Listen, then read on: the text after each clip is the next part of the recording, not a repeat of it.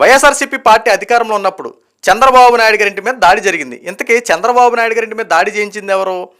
పెడన నియోజకవర్గ ఎమ్మెల్యేగా ఉన్నటువంటి జోగి రమేష్. ఈ జోగి రమేష్ చేసినటువంటి పనికి జగన్మోహన్ రెడ్డి పిలిపించి ఏం చేశాడు తెలుసా? కనీసం మందలించాల, చట్టరీత్యా చర్యలు కూడా తీసుకోలే, పార్టీ నుండి కూడా సస్పెండ్ చేయలే. ఇంతకీ చేసిన ఘనకార్యం ఏంటి? పిలిపించి మినిస్టర్ పదవి ఇచ్చి పక్కన కూర్చోబెట్టుకున్నాడు. శభాష్ జోగి రమేష్, చంద్రబాబు నాయుడు ఇంటి మీద దాడి చేయించావు కదా, ఇదిగో నీకు మినిస్టర్ పదవి ఇస్తానని చెప్పి చక్కగా మినిస్టర్ పదవి ఇచ్చి పక్కన కూర్చోబెట్టుకున్నాడు. ఇది జగన్మోహన్ రెడ్డి చేసినటువంటి ఘనకార్యాలు. ఇంతకీ ఇది ఎందుకు చెప్పాల్సి వస్తుందంటే, కూటమి ప్రభుత్వ అధికారులకు వచ్చి ఇప్పుడు 10 నెలలు పూర్తవుతూ ఉంటే ఇప్పుడు ఈ జోగి రమేష్ మీద సిఐడి ఎంక్వైరీ మొదలైంది. అయితే విచారణకి సిఐడి ఆఫీస్కి వెళ్ళినటువంటి ఈ జోగి రమేష్ బయటకు వచ్చిన తర్వాత కూడా ప్రెస్ మీట్లో ఏం మాట్లాడుతున్నాడో ఒకసారి స్వయంగా మీకు వినిపిస్తాను, ఏనండి. పిల్లలు అల్లాడుతూ ఉన్నారు, ఫీజులు కట్టలేకపోతా ఉన్నారు, కళాశాల యాజమాన్యం పిల్లల్ని హింసిస్తా ఉన్నారు. పాయింట్కి రండి. ఒక పక్కన జోగి రమేష్ చేయాలా, ఆనందం పొందాలా? ఏం చేస్తారా ఆనందం పొంది? 4 రోజులు పొందుతావు, 2 నెలలు పొందుతావు, ఏం చేయగలరు మీరు? రెడ్ బుక్ ఎన్నాళ్ళు పడుతుంది తిరుగుతారు? రెడ్ బుక్ నెల, 10 నెలలు, ఇంకో సంవత్సరం పట్టుకొని తిరుగుతావు. ఏమవుతుంది? రెడ్ బుక్ మనిషి ఎక్కడ పెట్టుకోవాలా? మనిషి ఎక్కడ పెట్టుకుంటారు మీరు? అది చూశారు కదా, కూటమి ప్రభుత్వం ఇచ్చినటువంటి ఈ అలుసే. అంటే ఇంత జరుగుతున్నా సరే 10 నెలల ఓపిక పట్టారంటే ఇలాగే ఉంటుంది. ఆఫ్టర్ ఆల్ జోకర్ లాంటి అయినటువంటి జోగి రమేష్ ఏం చేస్తా ఉన్నాడు? మడిచి రెడ్ బుక్ను మడిచి ఎక్కడ పెట్టుకోవాలని చెప్పి మాట్లాడుతున్నాడు. గుచ్చి మరీ చెప్తా ఉన్నాడు. మరి దీనికి ఏం సమాధానం చెప్తారు? ఎంతటోడు బెదిరించేయడమే, అంతటోడు బెదిరించేయడమే. అంటే టీడీపీకి ఇక ఏమనిపించట్లేదు. కనీసం కార్యకర్తలు ఎవరైనా గొంతెత్తి మాట్లాడితే టీడీపీ కార్యకర్తల మీద కూడా కేసులు పెట్టే రోజుల్లో ఈరోజు ఉన్నాం మనం. మరి ఏ రకంగా ఏం చేయాలో కూడా అర్థం కావట్లేదు. ఈ రోజున ఈ జోగి రమేష్ ఏమంటున్నాడు?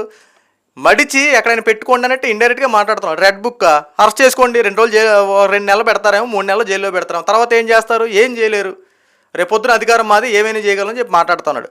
అయ్యా చంద్రబాబు నాయుడు గారు, నారా లోకేష్ గారు, ఒక్కసారి ఇలాంటి వారిని చూడండి సార్. కార్యకర్త మాట్లాడిన దానికి ఎంత సివియర్ యాక్షన్ తీసుకున్నారు కదా. రీసెంట్గా చేబ్రోల్ కిరణ్ మాట్లాడిన దానికి ఖచ్చితంగా చర్యలు తీసుకున్నారు. మరి ఎంత దారుణంగా వీళ్ళు రెడ్ హ్యాండెడ్గా ఇంకా బెదిరింపు చర్యలు పాల్పడుతుంది, వీళ్ళ మీద ఎందుకు యాక్షన్ తీసుకోవట్లేదు సార్? ఏంటి సార్ ఇది? వీళ్ళకి ఏంటి మరి వీళ్ళ వ్యవహారం? ఇంతకన్నా దారుణంగా మాట్లాడి అమ్మనాభూతులు లకరాలతో సంబోధించి తిట్టిన వాళ్ళ పరిస్థితి ఏంటి? ఆ జగన్మోహన్ రెడ్డి ఈరోజు కూడా 2.0 చూపిస్తా, ఏ ఒక్కడిని విడిచిపెట్టాం, బట్టలు ఓడదీస్తామని చెప్పి ఇంత బహిర్గతంగా దౌర్జన్యాలు పాల్పడేలా మాట్లాడుతూ ఉన్నా సరే ఈ రోజున కూటమి ప్రభుత్వం ఎందుకు ఇంత చర్యలు తీసుకోలేకపోతా ఉన్నారు? ఒక్క మాట సరే, ఆడవాళ్ళని అంటడం చాలా తప్పే, ఆ తప్పు అయిన మాట. ఖచ్చితంగా అలాంటి వారి మీద యాక్షన్ తీసుకున్నారు. కానీ కార్యకర్తల మనోభావాలు దెబ్బతినే విధంగా ఈ రోజున కొన్ని ఇలాంటి ఇప్పుడు అసెంబ్లీ సాక్షిగా నారా భువనేశ్వరి గారిని, బ్రాహ్మణి గారిని అవమానించినటువంటి ఈ వంశీని కానీ, కొడాలి నాని కానీ రకరకాల కొంతమంది ఉన్నారు. మీరు కాస్త పెద్ద మనం చేసుకొని మీరు వాళ్ళని క్షమించవచ్చు. కానీ కార్యకర్తలు అలా కాదు కదా సార్. కార్యకర్తలు ఈరోజు కూడా ఏంటి ఒకళ్ళని ఒకలా చూస్తున్నారు. ఇప్పటివరకు ఈ కూటమి ప్రభుత్వాన్ని నమ్ముకొని ఎంత కార్యకర్తల మీద కేసులు పెట్టించుకుని ఎంత నిరాకాలుగా ఉంటే కనీసం కార్యకర్తలు పట్టించుకునే విధానం లేకుండా పోయింది. ఈరోజు ప్రతి ఒక్కరు బెదిరించేయడమే. ఆ రోజున ఏం జరిగింది?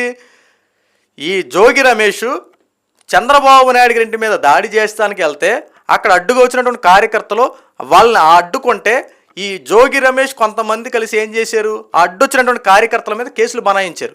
మరి ఆ కార్యకర్తల పరిస్థితి ఏంటి సార్? ఈ రోజుకు వాళ్ళు కేసులకి వాయిదాల చుట్టూ, కోర్టుల చుట్టూ తిరుగుతూ ఉన్నారు, వీళ్ళు కూడా వెళ్తూ ఉన్నారు. ఇందులో ఎవరికి న్యాయం జరిగినట్టు? ఈరోజు కూటమి ప్రభుత్వం వచ్చి 10 నెలలు పూర్తవుతా ఉన్నా సరే ఇలాంటి ఇంకా విచారణల పేరుతో వెళ్తమే సరిపోతుంది తప్ప ఇంకా ఎంక్వైరీ ఎప్పుడు వేస్తారు, వాళ్ళ మీద యాక్షన్ ఎప్పుడు తీసుకుంటారు, ఎప్పుడు చట్టరీత్యా శిక్షలు ఎప్పుడు పడతాయి? ఈరోజు కిరణ్ మాట్లాడినటువంటి ఒక్క మాటకి 5 గంటల్లోనే మొత్తం ఆ కేసునంతా ఎంక్వైరీ చేసి దానికి సంబంధించిన వెంటనే అరెస్ట్ చేసి కోర్టులో హాజరుపరిచి దానికి సంబంధించిన శిక్షలు కూడా అవలంబించి చక్కగా చేశారు కదా. మరి ఇలాంటి టైంలో గతంలో ఎంత దారుణంగా అన్ని సాక్ష్యాలు, ఎవిడెన్స్ అన్ని పక్కాగా కనబడుతున్నా సరే వాళ్ళ మీద ఎందుకు యాక్షన్ తీసుకోవట్లేదు? అంటే టీడీపీ కార్యకర్తలు ఏంటి సార్? టీడీపీ కార్యకర్తలు పార్టీని నమ్ముకున్నటువంటి కార్యకర్తలనే ఇంతలా చూస్తున్నప్పుడు మరి వాళ్ళు కూడా అలాగే చూడాలి కదా సార్. చట్టం అందరికీ సమానమే, శాబాష్ బాగుంది, చట్టం ఎవరికి చుట్టం కాదు. ఎస్, అబ్బో, ఎక్సలెంట్. మరి చట్టం అందరికీ సమానమైనప్పుడు వాళ్ళకు కూడా అలాగే వర్తింపజేయాలి కదా. ఈ రోజున కూటమి ప్రభుత్వానికి సంబంధించినటువంటి కార్యకర్తల మీద ఎలాంటి కేసులు బనాయిస్తున్నారో అంతకన్నా దారుణంగా వాళ్ళు మాట్లాడే వాళ్ళ మీద ఇంకా సాక్ష్యాలు అన్నీ అలాగే ఉన్నా సరే వాళ్ళ మీద ఎందుకు యాక్షన్ తీసుకోవట్లే?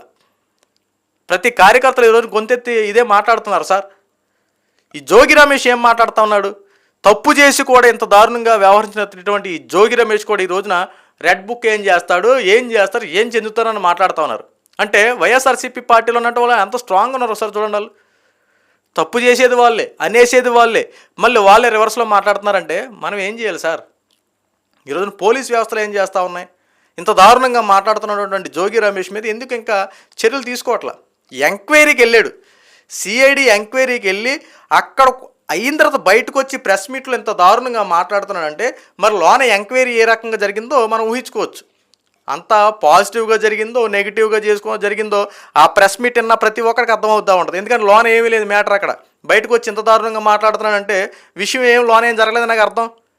అంటే విచారణ పేరుతో రోజులు పొడిగిస్తున్నారు తప్ప మళ్ళీ కొన్ని ఒక 2-3 సంవత్సరాలు అయితే మళ్ళీ ఎలక్షన్లు వస్తాయి. లాస్ట్ ఎలక్షన్ ఒక సంవత్సరం వచ్చేలోగా అక్కడ అరెస్టులు ఉండవు, ఏముండవు, ఎవరికి తగ్గట్టు వాళ్ళు ప్రచారాలు చేసుకుంటారు, జోరుగా ముమ్మరంగా కొనసాగుతూ ఉంటారు. సో కనీసం ఏంటి సార్ ఇది? ఎవరు పడితే వాళ్ళు కూటమి ప్రభుత్వంలో ఉన్నటువంటి కార్యకర్తల మీద విస్తృత స్థాయిలో కేసులు పెట్టేశారు సార్. ఈ రోజున టీడీపీ కార్యకర్తల ప్రతి ఒక్కరి మీద 1, 2, 3, 4, 5 కేసులు బనాయించున్నాయి. పార్టీ నమ్ముకొని పార్టీ కోసం కష్టపడిన వాళ్ళకి ఈ రోజు కూడా న్యాయం జరగకపోతే ఎలా సార్? మాకేం పదవులు ఇచ్చేయాలి, మాకేమన్నా పథకాలు ఇచ్చేయాలి, అది కాదు సార్. పార్టీ కోసం మేము ప్రాణాలు ఇచ్చే సైనికులకి మీరు ఏం చేస్తూ ఉన్నారు? ఈరోజు మా మీద కూడా కేసులు పెడుతున్నారు, తప్పులేదు, పెట్టండి. చట్టపరంగా చేస్తున్నప్పుడు ఇంతకన్నా దారుణంగా మాట్లాడిన వాళ్ళ మీద కూడా కేసులు పెట్టాలి కదా. చాలా దారుణంగా మాట్లాడిన వాళ్ళు అనేక మంది ఉన్నారు. 2-3 అరెస్ట్ చేసినంత మాత్రం మిగతా 40 మంది 50 మంది సైడ్ చేసేసినట్టేనా? వైఎస్ జగన్మోహన్ రెడ్డి ఎంతకన్నా దారుణంగా రీసెంట్గా మాట్లాడినటువంటి విషయాల మీద జగన్మోహన్ రెడ్డి ఎప్పుడు అరెస్ట్ చేస్తారు? ఈరోజు జోగి రమేష్ కూడా ఈరోజు ఎంత దారుణంగా మాట్లాడు, మరి జోగి రమేష్ మీద యాక్షన్ ఎందుకు తీసుకుంటారు? నిన్న చూసుకుంటే పేరు నాని ఏ ఒక్కరిని విడిచిపెట్టాం, అందరిని లెక్కలు తెలుస్తామని చెప్పి మొన్న చూసుకుంటే పేరు నాని మాట్లాడతాం, మరి పేరు నాని మీద యాక్షన్ ఎప్పుడు తీసుకుంటారు సార్?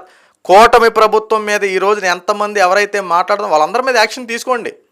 ఒక్క పార్టీని ఇప్పుడు మీకు మంచి పేరు తెచ్చుకుంటాక అరెస్ట్ చేస్తున్నారో లేదంటే కార్యకర్తల మీద కావాలని పగ తీర్చుకున్నారో అర్థం కాని పరిస్థితులు ఈరోజు కార్యకర్తలు ఉన్నారు. ఇప్పుడు చంద్రబాబు నాయుడు గారు మంచోళ్ళు, నారా లోకేష్ అంతకన్నా మంచోళ్ళు, పవన్ కళ్యాణ్ గారు మంచివారు అని చెప్పి మీరు అనిపించుకుంటాక లేకపోతే కార్యకర్తలని బలి చేస్తూ ఉన్నారా? ఈరోజు కార్యకర్తలు ఎలాంటి పరిస్థితులు ఉన్నారో సో చూడండి.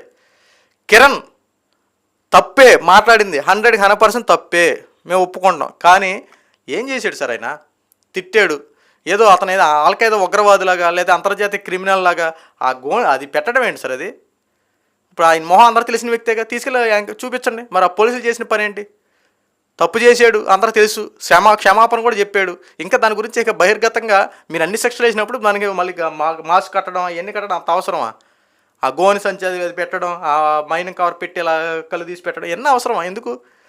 తప్పు చేశాడని చెప్పి నిరూపణ అయింది, క్షమాపణ చెప్పాడు, జైల్లో వేసారు, అరెస్ట్ చేయండి, అన్నీ అయిపోయింది, దట్స్ ఆల్. కానీ ఈ రోజున ఎంత దారుణంగా ఒక్క టీడీపీ కార్యకర్తకి ఎంత దారుణంగా జరిగిందంటే ఇక వైఎస్ఆర్సీపీ పార్టీ వాళ్ళకి కూడా జరిగిందంటే బాగుంటుంది సార్. వాళ్ళని ఒకలాగా వీళ్ళని ఒకలాగా ట్రీట్ చేస్తున్నట్టు కనబడుతుంది. కాస్త కార్యకర్తల్లో కూడా ఈ కేడర్ ఇబ్బంది పడే అవకాశం కాస్త చంద్రబాబు నాయుడు గారు పెద్ద మనసు చేసుకొని మలాంటి కార్యకర్తలు చేసినటువంటి ఈ యొక్క వీడియోలకి స్పందించండి సార్.